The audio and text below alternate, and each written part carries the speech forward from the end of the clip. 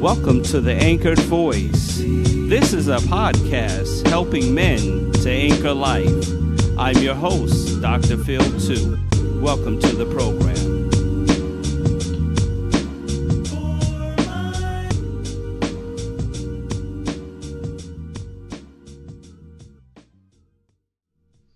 Hey everybody, welcome to the Anchored Voice, helping men to anchor life.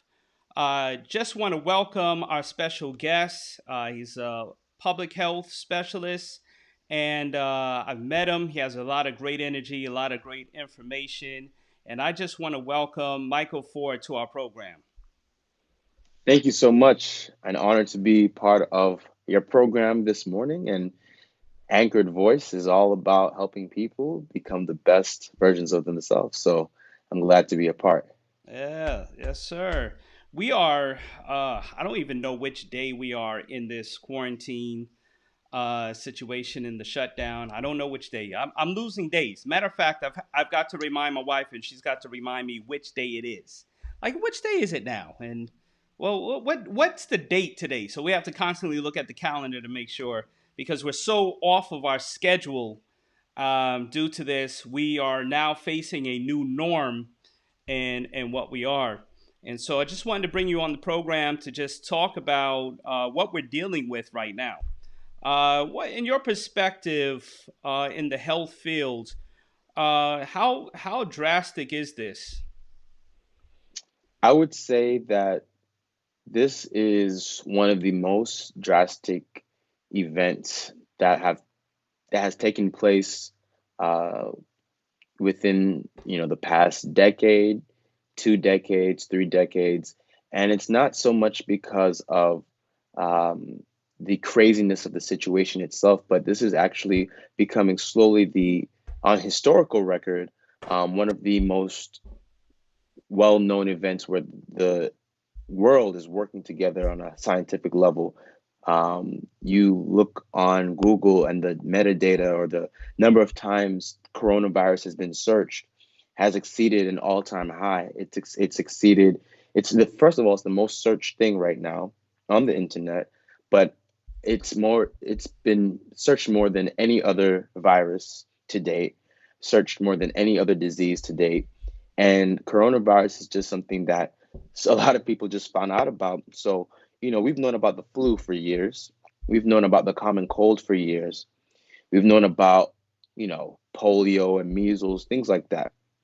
But for coronavirus, something that was introduced to the public really in January, for that to be the most searched thing, you know, greater than the other diseases and viruses that have been there for a longer period of time, just tells you the magnitude of this situation. Absolutely. And for a while there had been just a lot of tit for tat with all these nations for a little while. This one against that in NBA even versus China. Hmm. Um, so many of that we have had to deal with lately. But now you're saying that we have brought it all together. Health officials from all over the world are coming together, kind of like the UN. Yes, they're working together. They're making sure that a lot of the protocols that are needed to flatten the curve or to essentially reduce the amount of deaths and reduce the amount of cases. They're working together to make sure that those protocols are necessarily implemented in the best way possible. Um, we have right now, officials from the Wuhan province that are still communicating with other world leaders, especially right now. Boris Johnson, the Prime Minister of the UK, is currently in critical condition due to coronavirus. So we have a lot of world leaders that are really focusing on how we can reduce uh, the cases and the deaths so that more people don't have to die. Got it. Got it. What should the people know about the seriousness of the coronavirus? Is it changing? I'm hearing it's changing form pretty much every day. Um, it's kind of taking on new forms. where we had one idea about it before, but now there's a whole nother, uh, I guess, finding for it. Hmm. Um, Currently, what I can say is that the coronavirus is something that is continuously studied.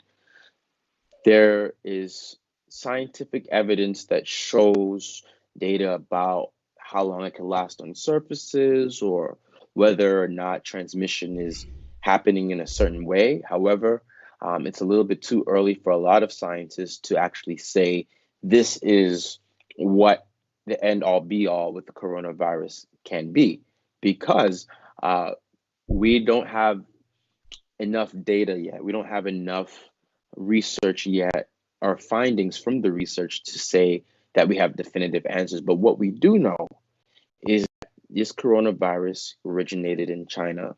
We do know that this coronavirus we have more than 1 million cases worldwide. In the United States, we have upwards of 300,000 cases, and we have 8,900 deaths in the United States. What we do know is this coronavirus can be spread by droplets. So, coughs or sneezes, you definitely don't want to be in proximity of 6 feet or less. You want to be 6 feet or greater away. We do know that this virus, well, summer is coming up. So what we do know about heat and the virus is that the virus does well. Coronaviruses generally do well in um, humid. I mean, excuse me, it's cool or dry environments, not humid, cool or dry environments. But typically coronaviruses do not do well in humid or heat-oriented environments. But we don't know how the summer will affect it because this is a different strain, right? There are other coronaviruses. There's something called the Middle Eastern MERS, Middle Eastern Respiratory Syndrome, or we've had different coronaviruses like with the SARS um, Mm-hmm. in the family of SARS. And you remember the outbreak of SARS back in the '03 time period. Mm-hmm. But right now, because this virus is so new, um, and you just said that it's changing. I mean, we know we know what we know, right? So Right. there's not a lot of data yet that's conclusive on how it's changed, if it has changed, but we know enough the fact that uh, we have studies going on where people are constantly testing the virus and trying to produce ways for people to get access to testing. People who might actually have the coronavirus, the disease, and people who also may be asymptomatic, but they don't know that they are carriers. Okay. So there's a And lot there. There's a lot there. yeah, yeah. There's a lot there. There's a lot of unknowns at this There's a point, lot of unknowns. and people are still wondering when can we get out. People are having cabin fever. Even now, what alarms me is that all right, we understand people have to go to the grocery store. We understand people have to go to Lowe's or Home Depot for this and that. But I'm starting to see families out shopping, like families, kids outside. It just hanging out like nothing's wrong. Is that something that's advisable for families? So back to one of the earlier points that I made, I said something about social distancing in terms of, Mhm. well, let's break down the term social distancing first, Yes. because I think there's a misconception when people say social distancing. I don't think people actually understand you have to actually stay away from people. Yeah, just this weekend in the DC area on Saturday. So basically, what I was saying is that the term social distancing, right? That implies not socializing. But I think a lot of people don't understand that it actually is meant to say physical distancing, but that's not the term that we're using. So physical distancing means being not physically close. And when you have a lot of people who don't understand that, you see a lot of people outside, and being outside is a not a bad thing, but where it can go wrong is when you're getting to crowds and you're hosting your own. outside barbecue and you're inviting your family and friends, and you may be asymptomatic and you don't even know you're a carrier, and then poor grandma or poor, little nephew might be somebody who develops symptoms associated with coronavirus. Hmm. Yeah. And while my screen is black, I'm hoping everybody can still hear me. However, what we're seeing here is, a people needing to understand this. And I guess it's a repetitive thing about, talking to families, talking about social distancing.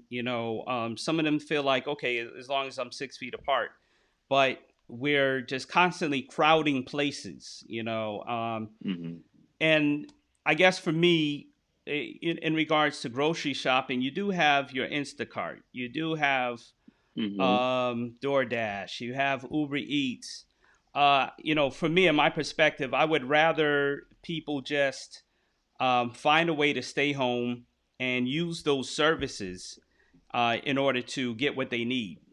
Right. You know, that way, or just send at least one person to the grocery store. But I'm seeing couples in grocery store, like, it's an outing. Hey, let's have an outing. Let's go hang out on our end. And it's just like, okay, no, we need this to be totally where, you are, nobody's out, where we Hmm. decrease how many people are out. But people are not, it just feels like people are not taking strategies to better themselves or to better their homes and to really bring down the risk and bring down the numbers. Now, what would you say to some towns where the numbers are not high? Like you mentioned DC.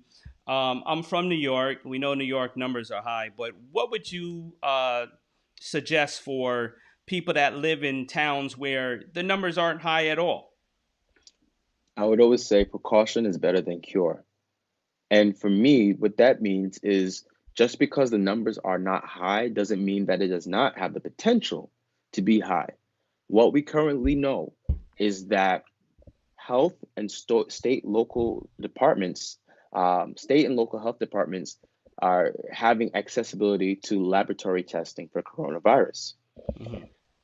As more testing becomes available, that means you have an increased chance of more people testing positive, or you have increased chance, in other words, of more people having cases where coronavirus is prevalent. You can easily make numbers go up, but sometimes, right, people may not even go out and get the testing because they don't show symptoms, or they may not have been around people who are exposed.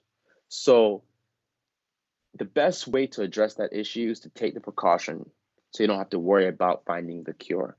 And the precaution is staying home. The precaution is making sure you're physically distancing from other individuals.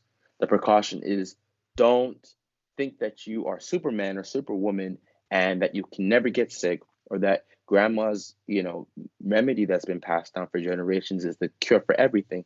Because there have been people who have been using grandma's cure for everything, and those people have not made it, because this virus is so new, and there is currently no one magic pill or one magic vaccine that can prevent or cure the virus. So, because of those reasons, it's best to stay home. It's best to physically distance yourself from others, and it's best to make sure that you're always taking precautionary measures with um, washing your hands. If you cough or sneeze, do so in your elbow, like so. Make sure that you have hand sanitizer if you can. And if you don't have access to that, as I said, go back to washing your hands with warm soap and water. So there are things that we can do to mitigate the risk, to lower the risk. Yeah. Some people are talking about, oh, I wear gloves, at least I'm wearing a glove and some mask, and that's fine. But also, there's rules of engagement to wearing gloves. The one thing about, and I have tons of gloves that I wear, and you have to have a lot of them. You can't just have a set of six or something. If you're going to the grocery store, you're wearing gloves. You wear them to the grocery store. You wear them in while you're shopping. As soon as you get out to the car, take those gloves off, throw it in the trash. And the reason why is because cross contamination. I've seen people pump gas with the gloves on, but then get back in the car and drive with the same gloves on. Mm, So, it's just time that we really talk about the rules of engagement. Even if you're trying to take some precautions, you have to take it all the way. Those gloves need to come off because if you touch your face with those gloves, you're cross contamination. If you touch your phone, you're going to have to sanitize your phone as well mhm. after you use the gloves. Because if you're at the grocery store, most likely you're calling your spouse or you're calling somebody, hey, do you need me to get this? Do you need me to get that?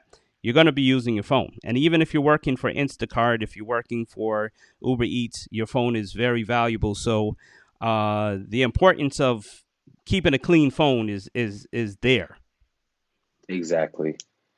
Exactly. It's very important to, as you said, know the proper ways of using gloves, know the proper ways of using the things that can protect you from the virus.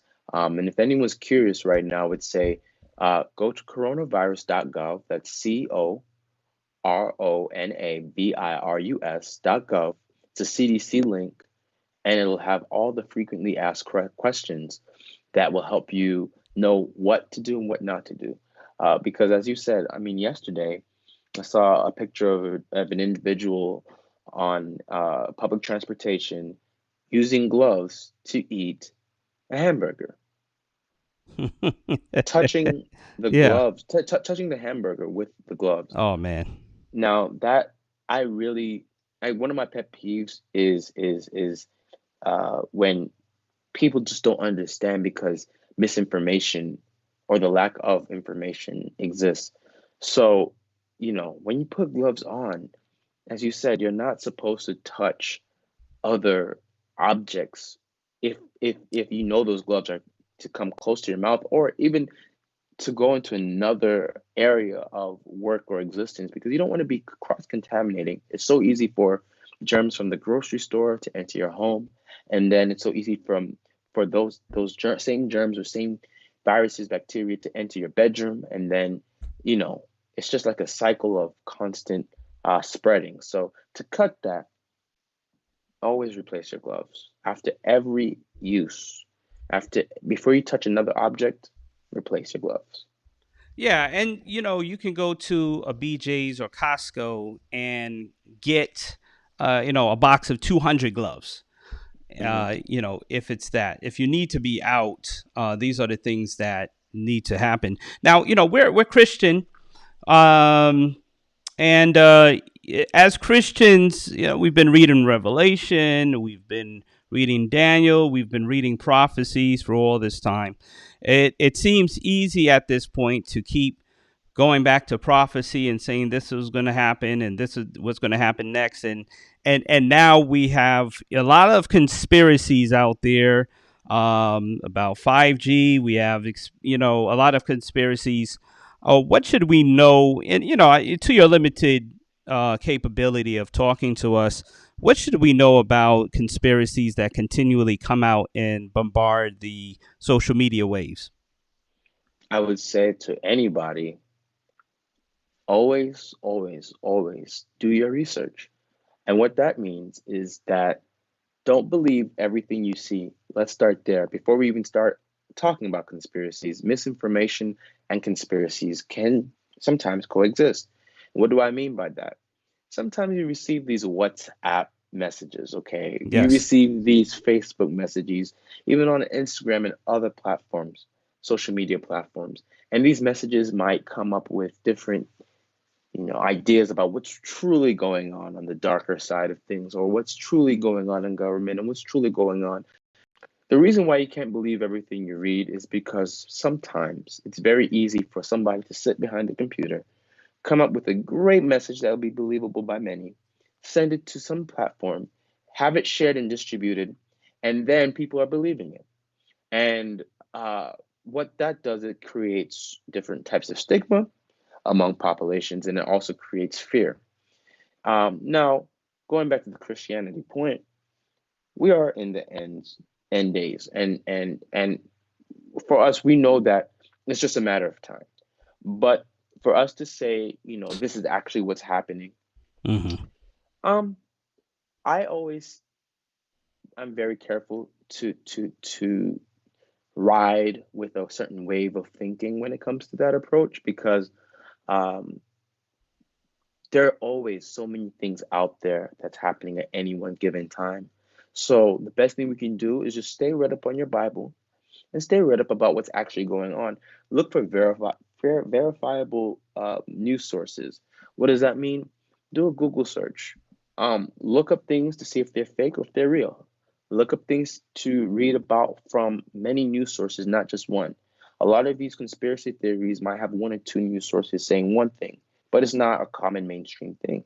But people might want to believe it because they say, "Oh, because it's not common, it has to be true." Mm.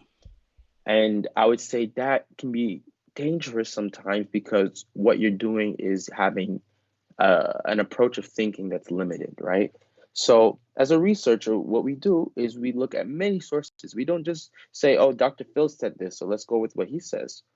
We want to know what Dr. Phil says. We want to know what Dr. Joe says. We want to know what Dr. Brown says. We want to know what we want to know what everybody says so we can get the big picture. So, to wrap it up in that sense, I would say do your research to get the big picture, but always stay read up on your Bible and don't let your relationship with God be swindled by this situation. As a matter of fact, it should be strengthened um, through continuous prayer and supplication. Absolutely. I believe it when I was working on my doctorate. One of the things my professor stressed to me was never to speak without research. Hmm. Never to give a statement without having something to back it. As a matter of fact, when you're doing your thesis, everything one little quote has to be backed up, has to be noted where you got it from, and it has to be noted in a certain way. You have to identify your source. And a lot of times we'll send something all over without having something to back it up. So it's Mm, important that we back up all the information that we're spreading. I mean, listen, there may be some truth to some things, but you always have to really have your research well hmm prepared before you hmm can make an actual statement. So that's what I would say to that. That's so true. This is a podcast helping men to anchor life. Just give some snippets on how men can anchor their life during this time. So one of my friends told me something that's so powerful, and he said that if you don't come out of this quarantine with a new skill, with a new habit that's positively reinforcing like other aspects of your life, then you really don't have a time problem. You have a dedication problem. You have a focus problem. So one of the things that I would say to men who are trying to anchor their life throughout this time, use it and be dedicated. Don't just say, because I have more time, I can spend more time freely doing nothing or just relaxing or just no, use this time to really better yourself because we as men have to be better, right? We have to aim higher. We have to just provide more to the world in terms of motivation, inspiration, and being the best versions of ourselves so we can inspire the next generation of men. So in that sense, if you want to learn how to cook,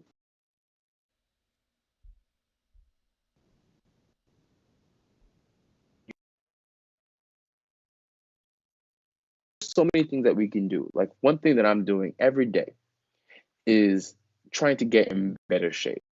And for me, it's as simple as take to 45 minutes of doing some home exercises, some push-ups and sit-ups and some squats. Something very simple, but it's just my goal of being more in shape. So I think we should, as men, really understand that the journey to becoming the best versions of ourselves starts with discipline. Starts with discipline, and the quarantine is the best way to really test the discipline that we have.